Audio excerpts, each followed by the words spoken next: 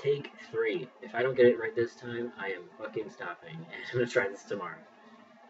I'm trying to make a little bit shorter video, because I know that people have really short attention spans.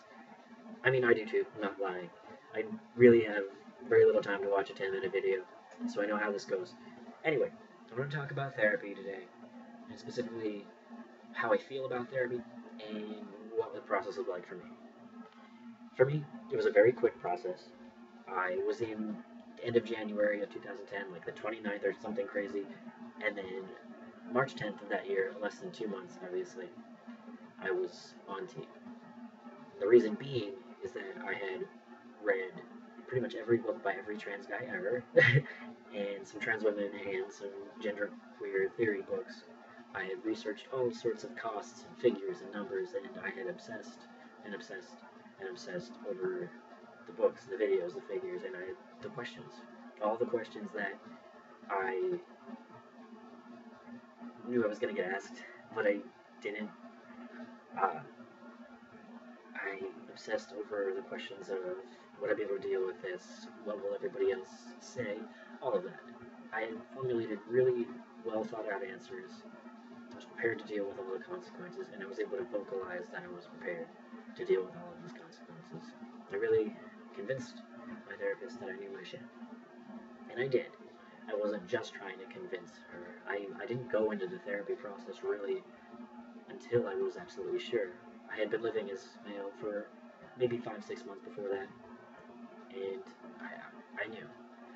I still had those feelings going in that I had feelings of fear, and I knew these fears were the kind of fears that weren't going to go away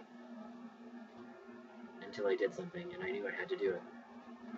Even throughout therapy, some of the fears have been alleviated, some of my fears have been alleviated throughout living as male, knowing that this felt right. However, there were always those fears about starting. It doesn't mean I didn't know what was happening. It's perfectly normal to be absolutely terrified. I mean, you're making a big life decision, and if you weren't scared in some way, there would definitely be a problem. And that's kind of one of the reasons I think therapy is really, really important. I think it's absolutely necessary. A lot of people might disagree with me on this, that therapy is there, it's part of a medical bureaucracy, it treats trans people as victims of some sort of illness rather than people in their own right. And some of this is true with what I've faced later on in the process.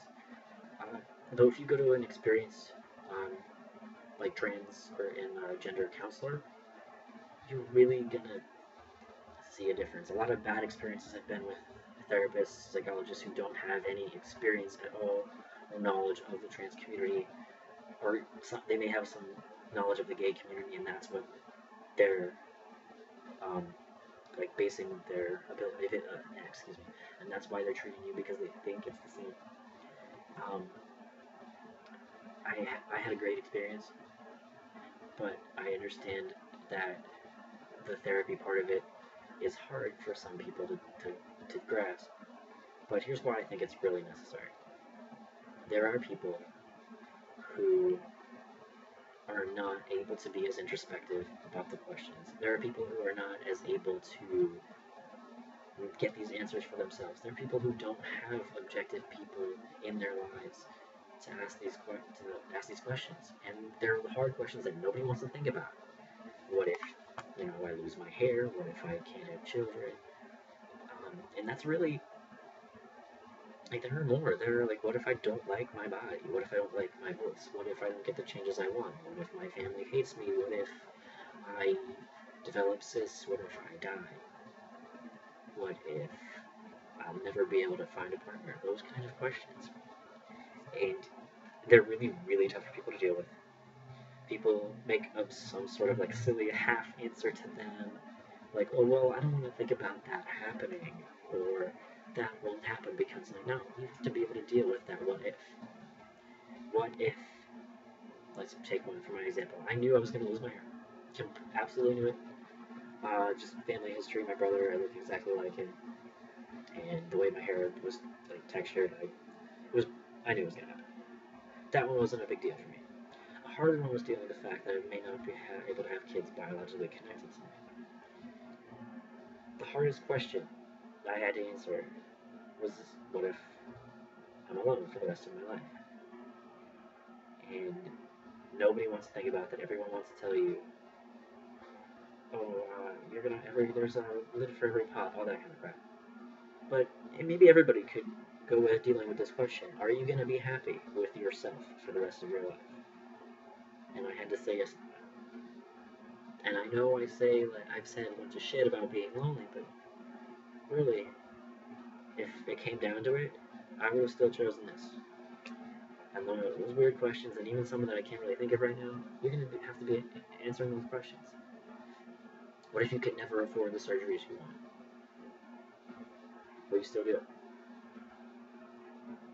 And there are also some people with therapy, this will be my last point on this, that they are in a community of trans men. I've seen this happen a couple times. They see people getting that positive emotional support, that affirmation of their identity. There's a lot of fuss made about those people, and whether they realize it or not, maybe they want a little bit of part of that. Maybe they want somebody to celebrate their identity. So they're looking for something, and they really haven't thought too much about it, and they go through it.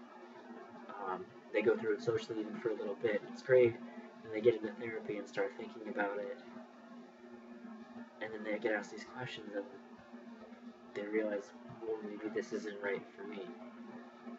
And that's the important step, that hormones, surgeries, that's not for everybody.